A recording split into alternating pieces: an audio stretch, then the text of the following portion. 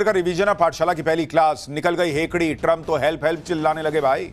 उधर पीएम मोदी ने युद्ध के बीच क्या खेल कर दिया। ईरान ने कर दी डोनाल्ड ट्रंप की ऐसी बुरी हालत, अब चीन के सामने क्यों हाथ जोड़ने पड़ गए। युद्ध में बुरी तरह फंस गए ट्रंप, पैर पटक रहे। उधर ईरान ऐसी मिसाइलें मार रहा है कि अमेरिका को नचा के छोड़ दिया है। दुबई में फिर बड़ा धमाका, समंदर में गजब मार। ईरान अमेरिका वॉर और कितना भयानक होने वाला है, सबसे पहले इसका चर्चा। देखिए, ईरान अमेरिका के युद्ध को 2 हफ्ते हो चुके हैं, तीसरा हफ्ता शुरू हो चुका है और तीसरा हफ्ता आते आते डोनाल्ड ट्रंप और उनका अमेरिका ऐसे हांफने लगे हैं कि हर तरफ हेल्प हेल्प चिल्ला रहे हैं। अमेरिका मदद के लिए जो है वो चिल्ला रहा है। हमने पहले ही कहा था कि युद्ध शुरू करना आसान होता है बॉस, युद्ध से निकलना बहुत मुश्किल होता है, जो भारत ने ऑपरेशन सिंदूर में करके गजब कर दिया था। ट्रंप वो काम नहीं कर पाए जो नरेंद्र मोदी ने ऑपरेशन सिंदूर में करके दिखा दिया था कि घुसे, मारा और निकल आए। पाकिस्तान को ठोका भी भारत ने और फिर युद्ध से निकल भी आया। आज डोनाल्ड ट्रंप की हालत उस पाकिस्तान की तरह हो गई जो लोन के लिए भीख मांगता है।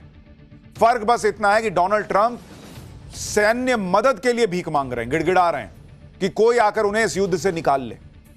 कल तक जो ट्रंप नाच रहे थे बॉस, नाच नाच के बता रहे थे कि युद्ध जीत लिया, युद्ध जीत लिया, अब वही डोनाल्ड ट्रंप क्या क्या कर रहे हैं। ट्रंप 32 देशों के संगठन वाले नेटो से मदद मांग रहे हैं। Trump Japan, south Korea, France से मदद मांग रहे हैं। ट्रंप उस यूके से भी मदद मांग रहे हैं जिसे पहले कह दिया था कि भाग जाओ, तुम्हारी जरूरत नहीं, अब क्या आए हो, भाड़ में जाओ। अब कह रहे हैं कि साथ आओ ना भाई। इतना ही नहीं, ट्रंप उस चीन से भी मदद के लिए गुहार लगा रहे हैं जिसे अमेरिका अपने लिए सबसे बड़ा खतरा बताता है बॉस। आप सोचिए, डोनाल्ड ट्रंप की एक सनक ने, कोई प्लान बी ना होने की वजह से अमेरिका का क्या हाल हो गया। ईरान ने जो पलटकर मारना शुरू किया, घुटने नहीं टेके। आज ट्रंप और अमेरिका की कैसी छीछा लेदर हो रही है बॉस। दुनिया हंस रही है कि नंबर 1 बन के घूमते थे, आज सारी दुनिया से कह रहे हो कि मेरी मदद कर दो। चीन तक से अमेरिका मदद मांगेगा, यह किसने सोचा था, जिस चीन को वो दुश्मन मानते हैं। आज आपको बताऊंगा कैसे ट्रंप चीन के सामने हाथ जोड़ रहे हैं, कैसे दुनिया पर धौंस दिखाने वाले ट्रंप नाक रगड़ रहे हैं। आपको यह भी बताऊंगा कि ईरान से लड़ने के लिए दुनिया भर से मदद मांग रहे ट्रंप को कैसे कैसे जवाब मिल रहे हैं। आपको दिखाऊंगा कि उधर ट्रंप की हालत खराब है, इधर नरेंद्र मोदी ने कैसे अपना गेम सेट किया है। भारत के जहाज कैसे स्ट्रेट ऑफ हॉर्मुज से निकल रहे हैं, भारत कैसे डिप्लोमेसी कर रहा है और उस डिप्लोमेसी की दुनिया में चर्चा है कि भारत के जहाज कैसे आ रहे हैं बॉस। यानी नरेंद्र मोदी ने बीच युद्ध में फिर खेला करके दिखाया है। भारत के लिए यह क्या खबर है, आपको यह भी बताऊंगा। युद्ध में जो जो हो रहा है उसका ट्रेलर दिखाऊंगा। दुबई में क्यों बम फट रहे हैं, समुद्र में क्या हो रहा है, ट्रंप कैसे घुटनों पर आ गए हैं और ईरान कौन सी नई मिसाइलें दाग रहा है जिसने अमेरिका को नचाकर छोड़ दिया है, सब दिखाऊं। उससे पहले एक झलक देखिए।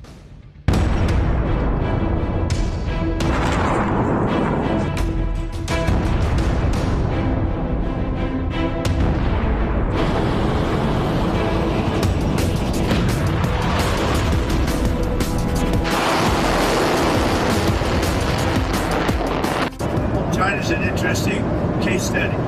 They get most of their oil that you buy with car, get a lot, about 90% through the strait. So I said, would you like to come in and we'll find out. Maybe they will, maybe they won't.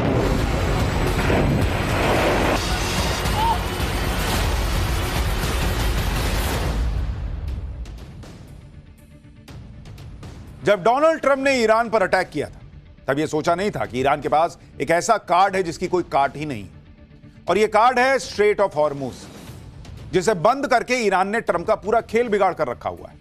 हालांकि हमने पाठशाला में यह युद्ध शुरू होने के पहले आपको स्ट्रेट ऑफ हॉर्मुज का पूरा इंपैक्ट क्या होगा उसके बारे में बताया था, लेकिन डोनाल्ड ट्रंप और उनकी टीम उस हनक में थे, मैं अमेरिका, मुझे कौन छू देगा, जाऊंगा, मारूंगा, निकल आऊंगा। ईरान ने भूत बना के छोड़ दिया। ईरान ने दुनिया के सामने अमेरिका को नंगा करके छोड़ दिया बॉस। दुनिया देख रही है कि जिसको इतना ताकतवर समझा वो तो मदद मांग रहा है, हेल्प हेल्प चिल्ला रहा है। अमेरिका का सारा गुमान तोड़ दिया ईरान ने। स्ट्रेट ऑफ हॉर्मुज को ईरान ने युद्ध के अगले दिन बंद कर दिया और तब से ईरान ने इसे खोला नहीं है। साफ कह दिया कि जो उसका दुश्मन है उसके लिए स्ट्रेट ऑफ हॉर्मुज नहीं खुलेगा। और इसी के साथ ट्रंप के साथ बड़ा कांड हो गया, क्योंकि हॉर्मुज स्ट्रेट खुला नहीं, सप्लाई रुकी हुई है, कच्चा तेल $100 के पास चला गया। दुनिया में हाहाकार मच रहा है, दुनिया बाप बाप कर रही है, और ऐसा बाप बाप कर रही है कि अमेरिका को बाप मानने से मना कर दिया है कई देशों ने। ईरान कह रहा है कि वो हॉर्मुज स्ट्रेट दुश्मनों के लिए खोलेगा ही नहीं, कच्चा तेल चाहे $200 क्यों ना चला जाए। ट्रंप पे दबाव बढ़ता जा रहा है। लोग सवाल कर रहे हैं कि खुलवाओ यार स्ट्रेट ऑफ हॉर्मुज, तुमने बंद करवाया है, तुम्हारे युद्ध की वजह से हुआ है, तुम्हारे वजह से हम फंसे हुए हैं, खुलवाओ इसको। लेकिन हॉर्मुज स्ट्रेट खुलवाना अमेरिका के अकेले के बूते की बात ही नहीं लग रही। वो ईरान को नहीं झुका पा रहा, कैसे स्ट्रेट ऑफ हॉर्मुज खुलवा देगा। इसलिए ट्रंप ने कहना शुरू कर दिया कि वैसे तो हमने ईरान की मिलिट्री कैपेसिटी तबाह कर दी, लेकिन उनके लिए समंदर में ड्रोन भेजना और माइंस बिछाना आसान है। क्यों भाई, तुम तो कहे थे मैंने उनका पूरा ड्रोन फोड़ दिया, उनका सब कुछ तहस नहस कर दिया, अब ये ड्रोन कहां से आ रहे हैं? कागज का प्लेन बना के उड़ा रहे हैं क्या? कागज का ड्रोन बना के? इतना झूठा ये आदमी है ना, इसलिए इस पर भरोसा नहीं कर रही दुनिया। आगे ट्रंप ने कहा कि उन्हें उम्मीद है कि चीन, France, Japan, south Korea, UK और बाकी देश जो स्ट्रेट ऑफ हॉर्मुज के बंद होने से प्रभावित हैं, वो अपना वॉरशिप समंदर में उतार देंगे ताकि स्ट्रेट ऑफ हॉर्मुज के रास्ते को खुलवाया जा सके। ट्रंप कह रहे हैं कि उनका प्रशासन 7 देशों की मदद के लिए बातचीत कर रहा है। भाई साहब, आप सोचिए, डोनाल्ड ट्रंप मदद के लिए बातचीत कर रहे हैं, जिनका 1.5 हफ्ते पहले नवाबी का आलम यह था कि जब ब्रिटेन ने शुरू में नहीं भेजी मदद और कहा बाद में कि मैं मदद दूंगा, तो बोले तुम कौन हो यार जो अब आए हो, मैंने खत्म कर दिया ईरान को, अब नहीं चाहिए, जाओ भागो यहां से। आज वही डोनाल्ड ट्रंप अपनी हनक को बुलाकर अपनी सनक के चक्कर में ऐसा फंस गए कि 7 देशों से मदद मांग रहे हैं। सुनिए ट्रंप चीन और बाकी देशों से कैसे मदद मांग रहे हैं। कह रहे हैं कि यह बहुत अच्छा होगा अगर बाकी देश साथ आ जाएं, क्योंकि ईगो तो अंदर है ही, खुल के बोलने में थोड़ी लाज लगती है, लेकिन कह रहे हैं कि सब साथ आ जाए तो अच्छा होगा। देखिए भाई साहब का कैसे पूरा गुरूर जो है ना वो मिट्टी में मिल गया। We're talking to other countries about working with us for the policing of the strait. We're always there for NATO. We're helping them with Ukraine. And many, it's got an ocean in between us. It'd be interesting to see what country wouldn't help us with a very small endeavor, which is just keeping the strait open. And by comparison, it's small because Iran has very little firepower left. China's an interesting case study. They get most of their oil by car, about 90% through the strait. So I said, would you like to come in and we'll find out. Maybe they will, maybe they won't. Other countries should help us. आप सोचिए Donald Trump और America की हालत कितनी खराब होगी कि उन्हें अपने दुश्मन चाइना से भी मदद मांगनी पड़ रही कि भाई तुम आओगे साथ में। युद्ध करने से पहले तो ट्रंप ने किसी ने इससे नहीं पूछा, तब तो आपने इन देशों से नहीं पूछा कि भाई मैं जा रहा हूं। अब जब वहां फंस गए तो कह रहे हैं कि भाई तू मदद कर दे, तू मदद कर दे, तू मदद कर दे। इसे आकर खत्म करो, ये कह रहे हैं इस युद्ध को। एक तरफ तो ट्रंप कह रहे हैं कि ईरान खत्म हो चुका है, सरेंडर करने वाला है, दूसरी तरफ दूसरे देशों से मदद भी मांग रहे हैं। लेकिन कोई भी देश ट्रंप की युद्ध वाली सनक में कूदना नहीं चाहता। यहां तक कि जो अमेरिका के पुराने सहयोगी हैं वो भी इसमें नहीं पड़ना चाहते। भाई ट्रंप ने स्ट्रेट ऑफ हॉर्मुज खुलवाने के लिए जो कहा उसे यूके ने तो साफ साफ ठुकरा दिया कि भाई हम नहीं कूदेंगे इसमें। ब्रिटेन के पीएम कीर स्टारमर ने कहा कि वो अपने वॉरशिप स्ट्रेट ऑफ हॉर्मुज में नहीं भेजेंगे। कमाल की बात यह कि एक हफ्ते पहले ही ट्रंप यूके का मजाक उड़ा रहे थे। एक हफ्ते पहले ट्रंप ईरान पर जीत के ऐलान के साथ कह रहे थे कि उन्हें यूके की मदद की कोई जरूरत नहीं। आप सोचिए, यूके वो देश है जो अमेरिका का अहम साझेदार है, जो अमेरिका की कई लड़ाइयों में उसका साथ दे चुका है, कूद चुका है साथ। इराक युद्ध में भी ब्रिटेन ने अमेरिका का साथ दिया था। लेकिन अब ट्रंप पर किसी को भरोसा नहीं। ट्रंप उसी तरह उतावले हो रहे थे जैसे हेरा फेरी फिल्म में, आपको याद है, परेश रावल। पैसा आया नहीं था लेकिन सबको बुला लिया था, तू भी लेके जाना, तू भी कर ले, तेरा कितना उधार है, लेके जाना, लेके जाना। बाद में सबको बोले कि नहीं भाई मैं दे नहीं पाऊंगा। डोनाल्ड ट्रंप का वही उतावलापन दिखा कि मैं जाऊंगा, मार के चलाऊंगा। आज की डेट में दुनिया हंस रही है। सबसे बड़ी बात यह है कि दूसरा क्यों कूदे ट्रंप के युद्ध में। भाई दुनिया कह रही कि युद्ध लड़ने गए थे, हमसे पूछ के गए थे, तब तो धमक दिखाने के लिए युद्ध में कूद पड़े कि मैं अमेरिका हूं। युद्ध करवाकर दुनिया की 20% ऑयल सप्लाई रुकवा दी। दुनिया ऑलरेडी आपकी सनक के चक्कर में जो है वो झेल रही है। अब कह रहे हैं ट्रंप सबको कि तुम भी अपनी अपनी नेवी लेके आ जाओ। लेकिन कोई भी ट्रंप की बात नहीं मान रहा। ट्रंप की बात की कोई हैसियत नहीं रह गई बॉस आज की डेट में। सिर्फ ब्रिटेन नहीं है, बाकी देशों ने भी ट्रंप को आईना दिखा दिया।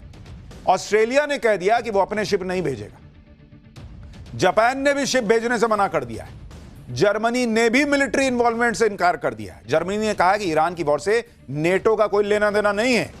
ग्रीस ने भी कह दिया कि वो किसी मिलिट्री ऑपरेशन में शामिल नहीं होगा। साउथ कोरिया ने कहा कि ट्रंप की रिक्वेस्ट को रिव्यू करेंगे। यूरोपियन यूनियन की तरफ से कहा गया है कि इस पर विचार कर रहे हैं। मतलब कोई भी डोनाल्ड ट्रंप का साथ देने को तैयार नहीं है, अमेरिका का साथ देने को आज की डेट में तैयार नहीं। और करो भिखारी पाकिस्तान से दोस्ती, और चटवाओ अपने तलवे मुनीर से। जैसे उसको कोई इज्जत नहीं देता, वही हालत आज की डेट में डोनाल्ड ट्रंप की हो गई। कोई इज्जत देने को तैयार नहीं है।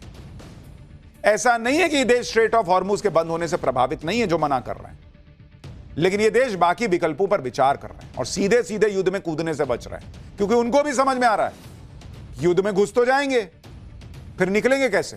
और उनके यहां भी तो पब्लिक पूछेगी कि तुम क्यों जा रहे हो, ये तो बताओ।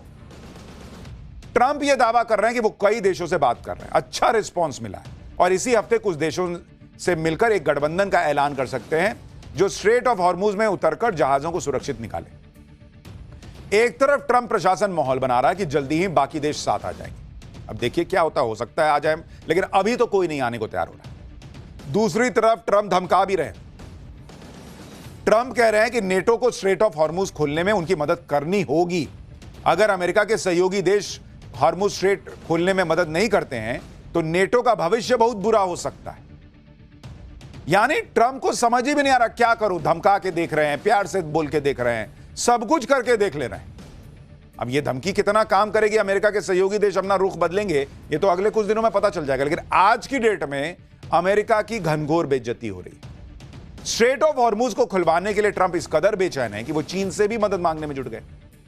जब अमेरिका के सहयोगी देश ही साथ नहीं दे रहे तो चीन क्यों मदद करेगा। चीन तो मजे ले रहा है कि तुम मुझे घेरने निकले थे कि ईरान को फोड़ देंगे तो चीन को नुकसान होगा, स्ट्रेट ऑफ हॉर्मुज बंद हो गया तो चीन को तेल नहीं जाएगा। चीन को ऑलरेडी तेल जा रहा है, रशिया से वो अलग तेल ले रहा है, तेल निकल गया अमेरिका का। तो जिस चीन को तुम घेरने चले थे वो तुम्हारे साथ क्यों आएगा। चीन को तो अमेरिका अपना सबसे बड़ा खतरा बताता है, सबसे बड़ा कॉम्पिटिटर बताता है। चीन क्यों अमेरिका की मदद करेगा।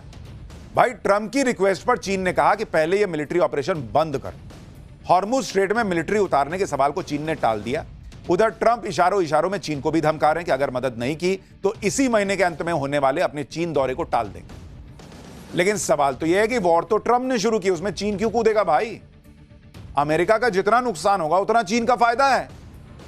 और ईरान के खिलाफ चीन एक्शन क्यों लेगा भाई, जबकि ऐसी खबरें हैं कि ईरान चीन के शिप को हॉर्मुज स्ट्रेट से गुजरने दे रहा है, तो फिर चीन क्यों कूदेगा इसमें। बेवकूफ है वो। ट्रंप की यही हालत देखकर ईरान ट्रंप का मजाक उड़ा रहा है। ईरान कह रहा है कि जो ट्रंप बुली कर रहे थे वो बेगिंग पर आ गए, भीख मांगने पर आ गए। ईरान ने हॉर्मुज स्ट्रेट को लेकर ट्रंप की परेशानी को और बढ़ा दिया।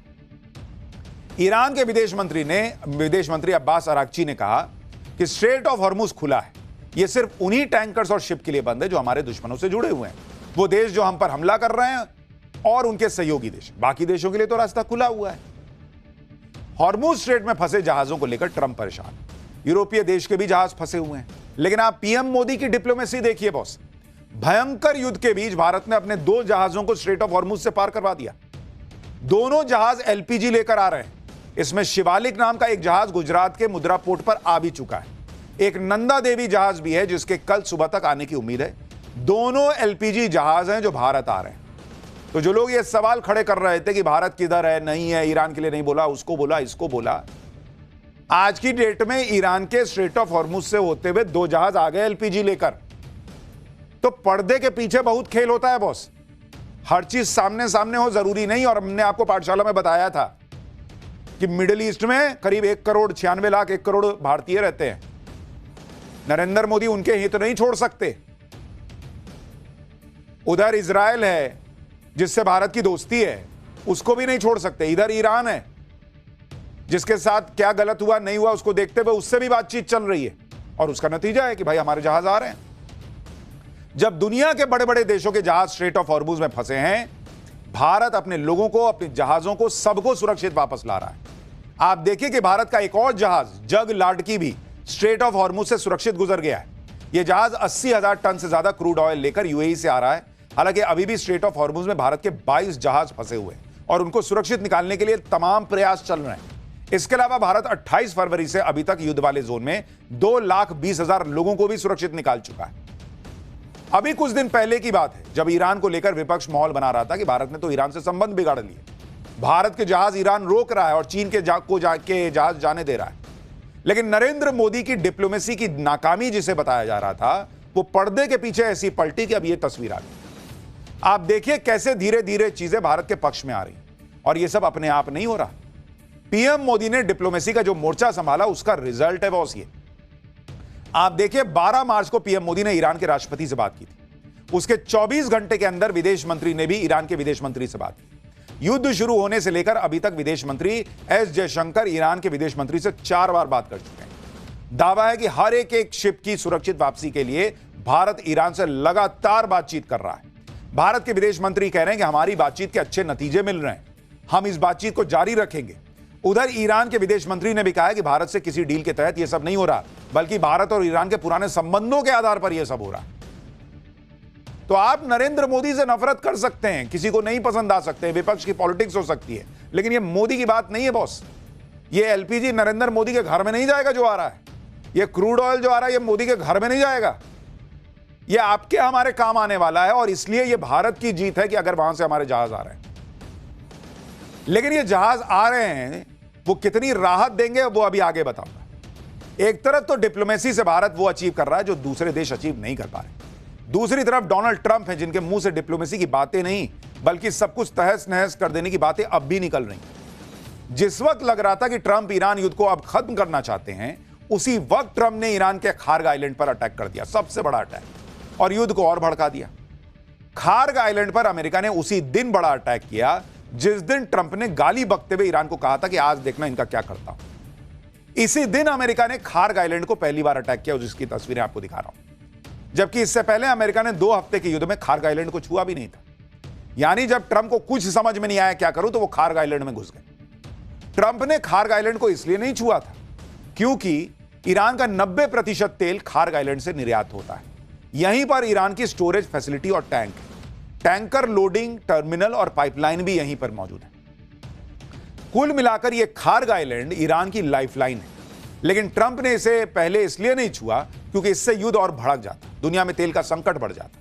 लेकिन अब ट्रंप युद्ध में ऐसा फंसे हैं कि उन्हें आखिर में आकर खार्ग आइलैंड पर अटैक करना पड़ा। यह दिखाना पड़ा कि ईरान वॉर में उनके पास अभी भी पत्ते बचे हुए।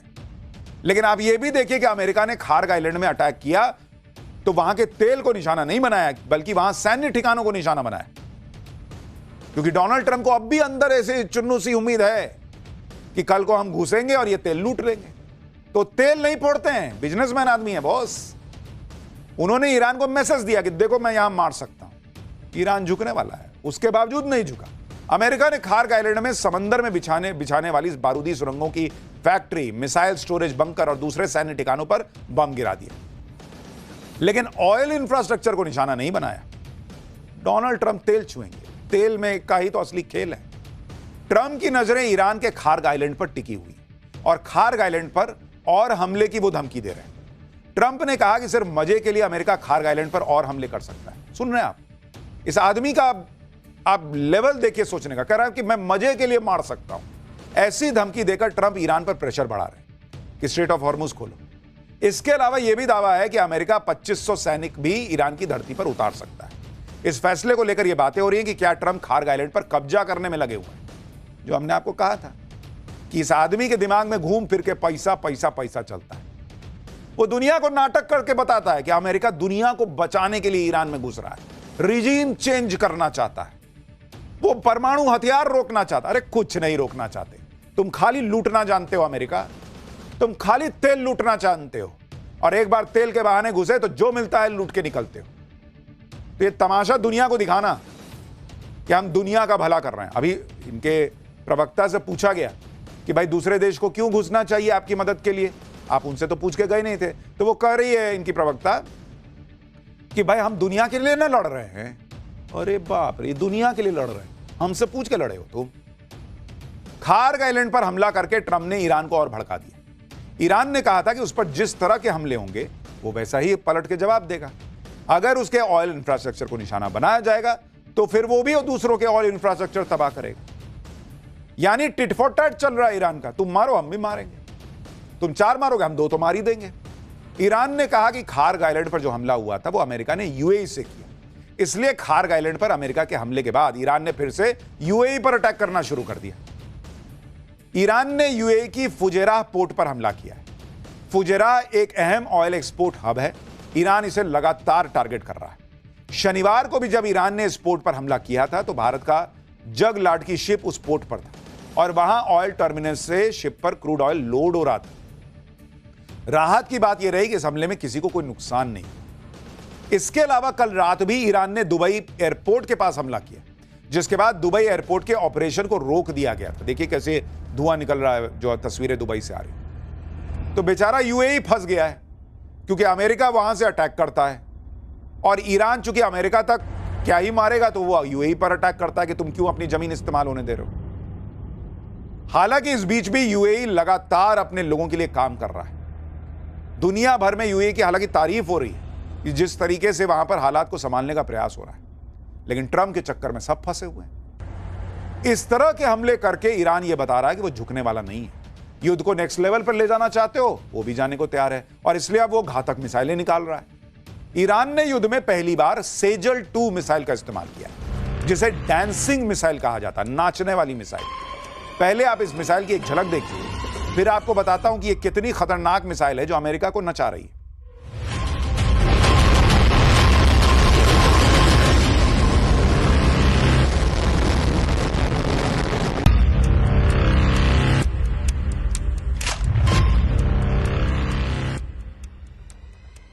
ईरान की नई मिसाइल को डांसिंग मिसाइल इसलिए कहा जाता है क्योंकि दावा है कि यह हवा में नाचती हुई दिशा बदलती है, जिससे आयरन डोम, पेट्रियट या थार्ड जैसे एयर डिफेंस सिस्टम इसे रोक पाने में हांफ जाते हैं। इस मिसाइल की रेंज 2000 किलोमीटर की, इसमें 700 से 1000 किलो तक का वॉरहेड लगाया जा सकता है। यह मिसाइल मोबाइल लॉन्चर से दागी जा सकती है, जिससे इसे जल्दी और कहीं से भी लॉन्च किया जा सकता है। इधर ईरान अपनी ताकत दिखाता चला जा रहा है। ईरान ताबड़तोड़ हमले कर रहा है, लेकिन उस पर भी ताबड़तोड़ हमले हो रहे हैं।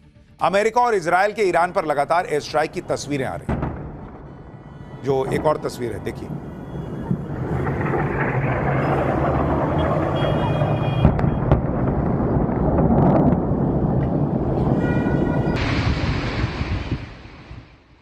तो यह युद्ध तो रुकने से रहा, अभी फिलहाल तो लग नहीं रहा। डोनाल्ड ट्रंप को जब मदद मांगने की नौबत आ गई है, तभी आप समझ जाइए कि ईरान जो है वो कैसे अपर हैंड लिए हुए है और ये मामला कितना भयावह होता जा रहा है। लेकिन पाठशाला में अब अगला चैप्टर, भाई यहां भी तो चल रहा है ना, इसको लेकर